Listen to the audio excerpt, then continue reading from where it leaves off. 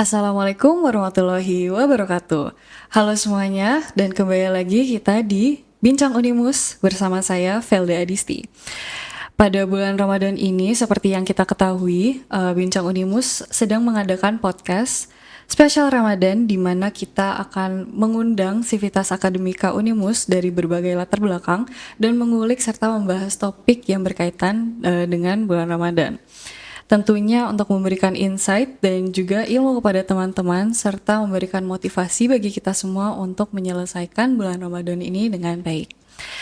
Untuk topik di podcast hari ini tentunya akan sangat menarik dan bermanfaat, tentunya juga buat perempuan, karena tema hari ini adalah puasa aman bagi ibu hamil dan ibu menyusui. Jadi jangan lupa disimak dan ditonton sampai akhir. Dan tanpa basa-basi, mari kita langsung saja berkenalan dengan narasumber kita hari ini, yaitu Ibu Bidan Dian Nityasari Mustika, SST MKes. Selamat siang Ibu Dian, apa kabar Ibu di sore hari ini? Alhamdulillah sehat. Iya. Selamat siang semuanya. Assalamualaikum Sobat Bincang Unimus. Selamat datang Ibu, ini pertama kali ya berarti Ibu Dian di Bincang Unimus? Ya, pertama kali. Gimana rasanya Bu? Agak deg-degan ya. Semoga lancar ya Bu kita untuk diskusi hari ini. Oke, mungkin kita langsung saja ke pertanyaan pertama.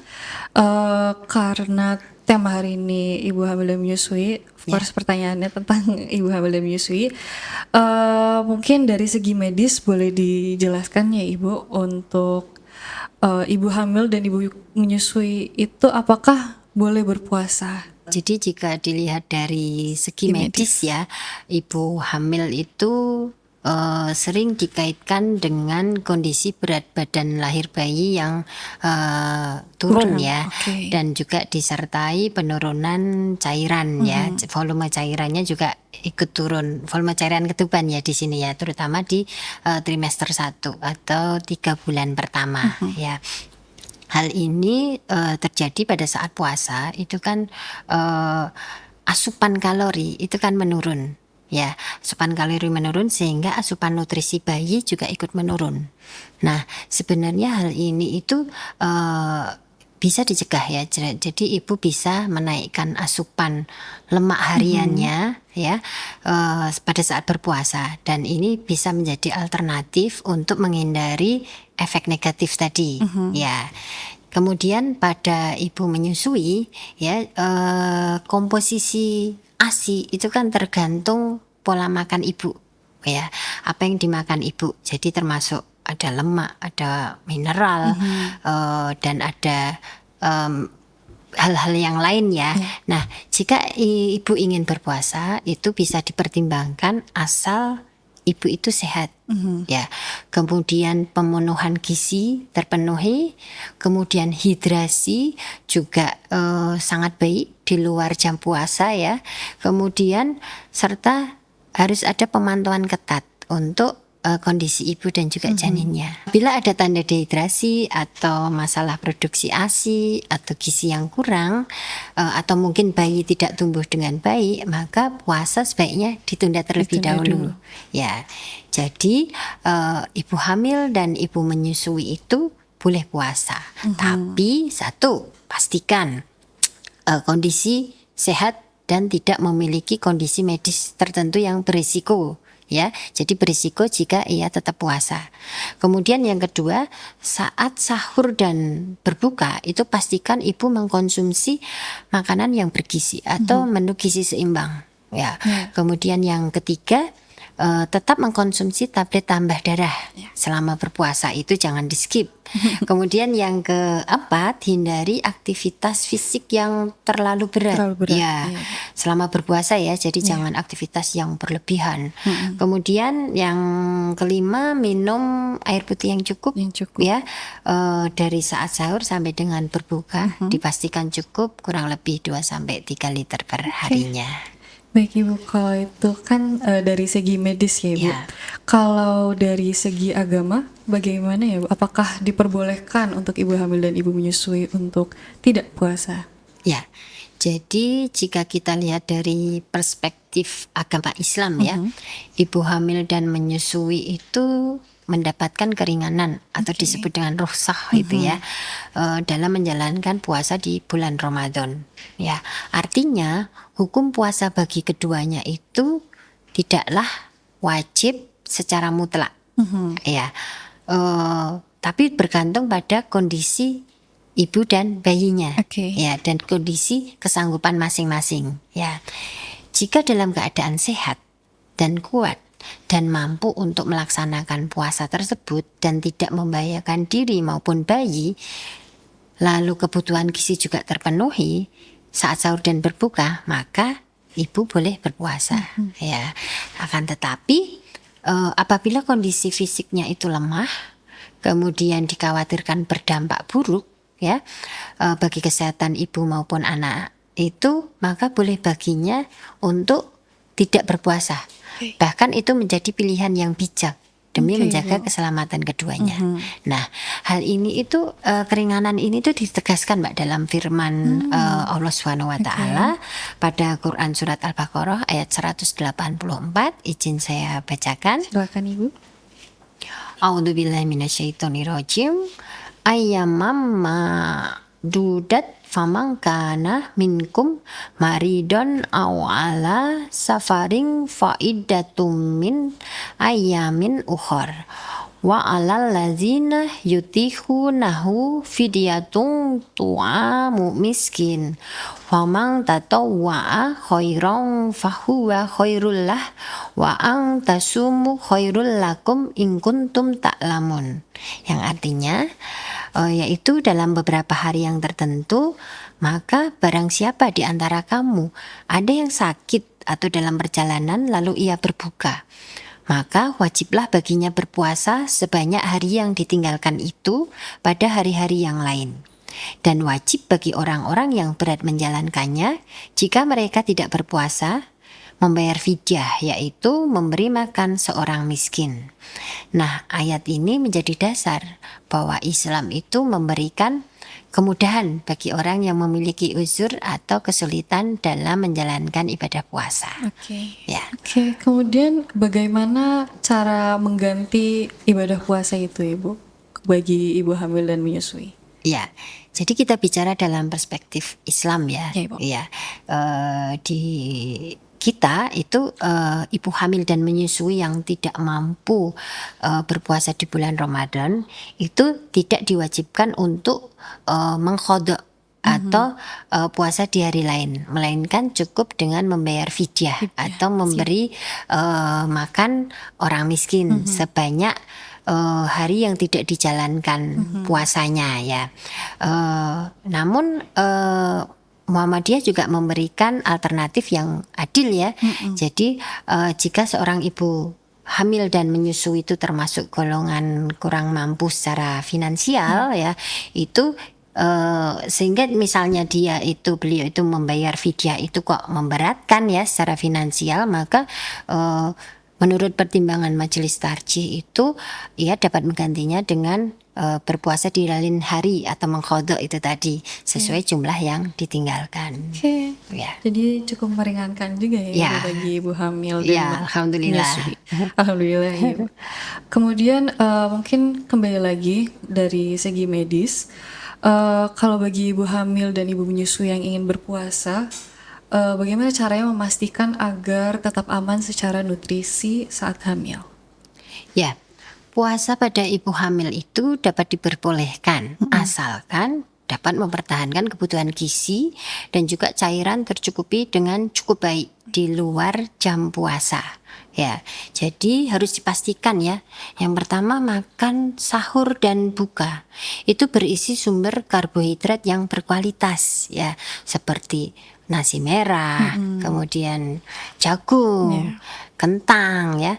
Kemudian pemenuhan protein juga ada protein hewani, protein nabati, di situ ada telur, ikan, ayam, tahu, tempe. Nah, itu harus seimbang. Kemudian tetap mengkonsumsi suplemen ya, ada asam folat, ada vitamin-vitamin, ada kalsium ya. Itu dan juga zat besi. Nah, kemudian yang ketiga pemenuhan cairan ya, kebutuhan cairan itu kan sangat banyak ya.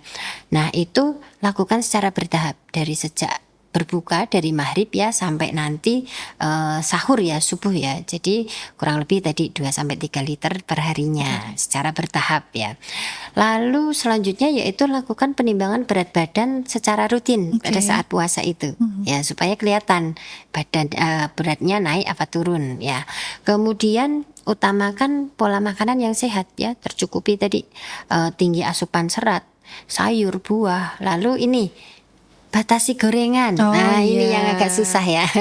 Batasi gorengan dan juga gula yang tinggi. Ya, biasa kan puasa itu banyak yang banyak jual takjil tuh gorengan. Buka puasa pakai gorengan. Wah, itu nomor 1 ya.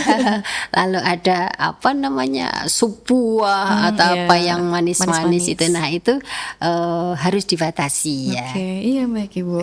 Kalau bagi ibu hamil yang sebaiknya tidak berpuasa itu indikasinya seperti apa Ibu? Ya, ibu hamil yang tidak boleh berpuasa itu ibu hamil dengan diabetes gestasional ya, atau diabetes dalam kehamilan, atau mungkin dia ada DM sebelum hamil. Nah, itu karena dikaitkan dengan risiko nanti terjadinya hiperglikemi atau mungkin hipoglikemi ya. Jadi itu yang ditakutkan. Kemudian selain itu, ibu dengan gizi kurang ya, lalu ibu dengan anemia, ibu dengan hamil dengan gemeli atau hamil kembar. Nah, atau riwayat berat badan lahir bayinya rendah, dan juga ibu hamil dengan komplikasi yang dapat membahayakan kesehatan ibu dan janin, itu sebaiknya jangan berpuasa dulu. Ini cukup menarik Ibu tadi yang mengenai ibu hamil kembar.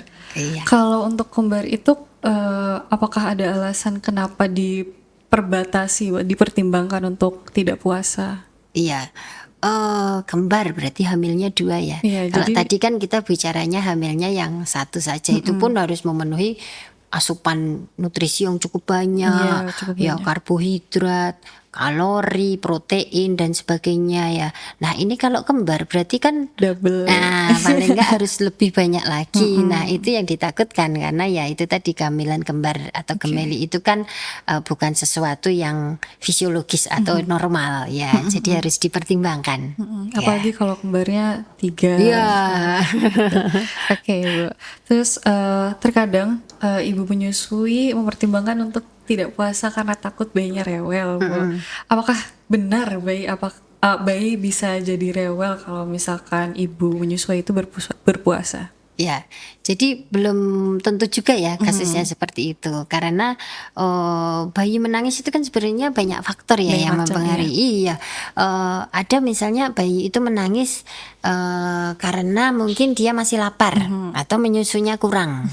Ya, kemudian yang kedua bisa jadi karena dia ada rasa kurang nyaman atau ada rasa sakit tertentu. Misalnya si bayi nggak pakai diaper, lalu dia ngompol, ternyata basah semua. Ya, orang tuanya nggak tahu, maka dia akan menangis ya, karena nggak nyaman tadi. Atau mungkin perutnya kembung ya, badannya nggak enak gitu. Kemudian bisa juga dari faktor ibunya yang mungkin sedang stres ya, atau kondisi tidak stabil ya. Nah, itu akan mempengaruhi produksi ASI. Nah, produksi ASI menurun, maka bayi pada saat menyusu juga akan kurang puas ya. Jadi dia masih lapar lalu dia nangis. Nah, itu tadi beberapa sebab rewel itu tadi. Jadi belum tentu karena ibu berpuasa ya. Banyak sekali faktornya. Kemudian apakah puasa dapat memicu kontraksi prematur Ibu atau persalinan dini? Ya, itu cukup bahaya ya. Ya, jadi persalinan prematur itu sebagian disebabkan oleh adanya infeksi atau mungkin peradangan, gangguan metabolik dan hormonal, terus kemudian ada kondisi tertentu ya, apakah obesitas atau mungkin tadi diabetes gestasional, hipertensi, stres dan banyak hal ya. Nah, kalau secara ilmiah saya belum menemukan riset ya tentang itu, tentang efek puasa terhadap kejadian prematur. Ya, itu belum menemukan. Akan tetapi mungkin juga ini bisa juga terjadi ya ke prematur ini ya. Jadi ibu hamil yang berpuasa itu harus waspada, apalagi misal hamil dengan diabetes. Ya, diabetes itu dia kan butuh obat rutin Ya. atau mungkin ada yang membutuhkan insulin. Ya. Kemudian yang kedua mah kronis atau ngetrennya disebut GERD. Ya, Ya. itu ya. Karena puasa itu dapat memperburuk asam lambung. Ya.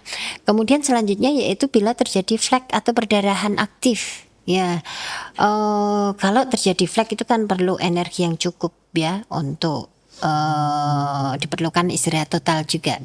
Kemudian lemas dan pusing yang hebat. Nah, itu adalah tanda kekurangan gula darah. Tadi mungkin hipoglikemi ya, dan tekanan darahnya bisa jadi menurun. Kemudian atau sebaliknya hipertensi, tensinya tinggi. Nah, orang tensi tinggi itu kan membutuhkan obat rutin untuk mencegah terjadinya komplikasi. Ya, lalu selanjutnya air ketuban sedikit. Karena puasa menurunkan volume lebih lanjut lagi. Kemudian mual muntah yang berlebihan ya. Kalau mual muntah itu kan nanti sulit untuk makan dan minum. Nah, kalau sulit makan minum nanti berisiko untuk dehidrasi, menjadi dehidrasi. Kemudian berat janinnya yang kurang. Ya, kalau berat janin kurang, asupan nutrisi yang cukup itu kan sangat dibutuhkan. Ya, jadi harus waspada. Oke. Ya. Baik Ibu, kalau bayi sudah MPASI Ibu, apakah puasa itu jadi lebih aman untuk dilakukan bagi ibu yang menyusui Ibu? Ya, jadi ini akan lebih fleksibel ya.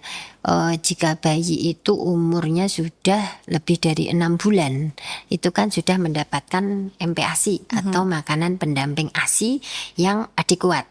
Ya, dan ketergantungan penuh pada ASI itu sudah dapat dikurangi. Ya, meskipun sampai sekarang WHO itu masih menekankan ya bahwa ASI itu masih merupakan sumber nutrisi yang penting sampai usia 2 tahun. Ya, jadi golden period ya. Kita tahu 2 tahun itu kan masa emas bagi anak untuk tumbuh kembang secara optimal ya. Jadi ibu harus tetap perlu menjaga suplai ASI seimbang, kemudian memastikan MPASI-nya tadi itu adekuat. Adekuat itu cukup kalori, cukup protein ya, dan harus memantau berat badan bayinya. Ya.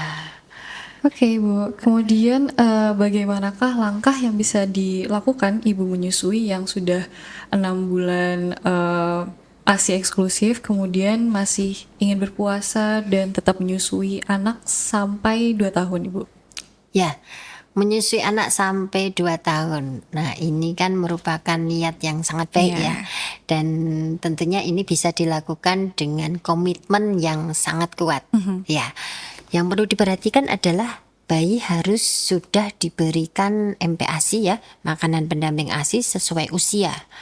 Dan ibu juga harus meneruskan memberikan nutrisi melalui ASI, harus tetap menyusui secara on demand atau tanpa jadwal, tidak terjadwal. Nah, saat berpuasa, pastikan ibu itu makan sahur dan makan berbuka itu dengan nutrisi yang seimbang. Ya, seperti karbo yang kompleks, kemudian protein hewani, protein nabati, sayur, buah ya. Lalu minum air putih yang cukup. Ya, di antara buka sampai dengan sahur. Penuhi asupan cairan kurang lebih 2-3 liter ya perharinya. Lalu ini hindari pemberian susu formula ya, kecuali ada indikasi medis tertentu yang mengharuskan. Nah, itu harus dijaga. Oke, berarti pemberian formula harus berdasarkan saran dari dokter atau bidan seperti itu ya Bu. Betul. Baik Ibu, kebetulan itu tadi pertanyaan terakhir kita. Mungkin selanjutnya saya ingin meminta Bu Dian untuk memberikan pesan penting untuk ibu hamil dan ibu menyusui yang ingin berpuasa di bulan Ramadan ini Bu. Ya, jadi ada panduan untuk ibu hamil dan ibu menyusui jika ingin berpuasa ya. Jadi pada ibu hamil di trimester 1 atau 3 bulan pertama itu pastikan ibu hamil tidak mual, tidak muntah, tidak lemas, tidak pusing. Ya. Kemudian yang kedua di trimester 2 atau 3 bulan kedua itu harus menjaga berat badan ideal agar naik 0,5 kilo per minggunya. Kemudian asupan nutrisinya juga kurang lebih 2.500 kilokalori, ya harus tetap terjaga selama sahur dan buka. Yang itu bisa terdiri dari karbohidrat, itu 50% sendiri tuh karbohidrat itu ya. Ada nasi, ada jagung, kemudian selanjutnya Kentang, ada ya, kemudian yang kedua protein. Ada protein nabati, protein hewani ya, bisa didapat dari ikan, telur, tahu, tempe ya. Lalu selanjutnya ada lemak.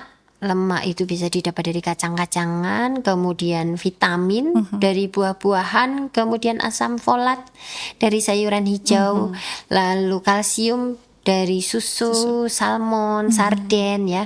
Kemudian zat besi dari daging-dagingan dan juga tadi 2 sampai 3 liter air ya. Dan juga tadi kurangi yang manis-manis. Nah, kemudian untuk ibu menyusui ya. Ibu menyusui sambil berpuasa itu tidak berbahaya ya bagi bayi dan ibunya selama asupan cairannya terjaga. Ya.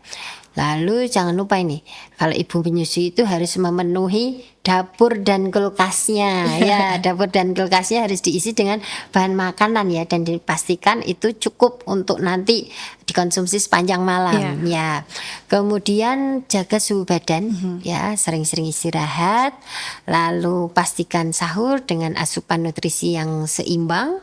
Kemudian bantu asupan dengan vitamin D per hari untuk ASI yang berkualitas tinggi ya. Jadi ibu hamil dan menyusui yang ingin berpuasa itu harus menyadari bahwa kesehatan diri dan buah hati adalah amanah yang harus dijaga. Nah, secara medis puasa bisa saja dilakukan dengan kondisi ibu sehat, ibu kuat, keadaannya terpantau, kemudian tetap memerlukan persiapan nutrisi, hidrasi yang cukup, lalu kewaspadaan terhadap tanda bahaya. Nah, secara agama Islam memberikan rukhsah atau keringanan bila puasa itu berisiko membahayakan. Ya, dan mengambil keringanan tersebut bukanlah tanda kurang iman ya, melainkan bentuk ketaatan dan juga tanggung jawab. Karena itu ambillah keputusan dengan ilmu, selalu konsultasi dengan tenaga kesehatan, jangan ada paksaan, ikhlas, dan jangan ada rasa bersalah ya, sebab menjaga keselamatan ibu dan bayi adalah bagian dari ibadah yang sangat mulia. Oke. Baik Ibu Dia, itu barusan sangat-sangat bermanfaat sih Bu. Saya jadi bisa tahu juga untuk kedepannya harus memperhatikan apa dan tentu saja ini topik yang penting untuk perempuan ya Bu, tapi dari itu pun juga perlu support dari suami dan juga keluarga pastinya. Jadi semoga yang menyimak podcast hari ini tidak hanya perempuan tapi juga calon suami dan anggota keluarga ke depannya. Baik, untuk itu saya ingin berterima kasih kepada Ibu Dian. Terima kasih atas kehadirannya Ibu dan memberikan insight dan ilmu yang sangat bermanfaat. Semoga teman-teman bisa mendapatkan manfaat juga dari diskusi kita dengan Bu Dian pada hari ini. Baik, dengan itu saya menutup podcast pada hari ini. Sekali lagi terima kasih. Dan wassalamualaikum warahmatullahi wabarakatuh. Terima kasih teman-teman.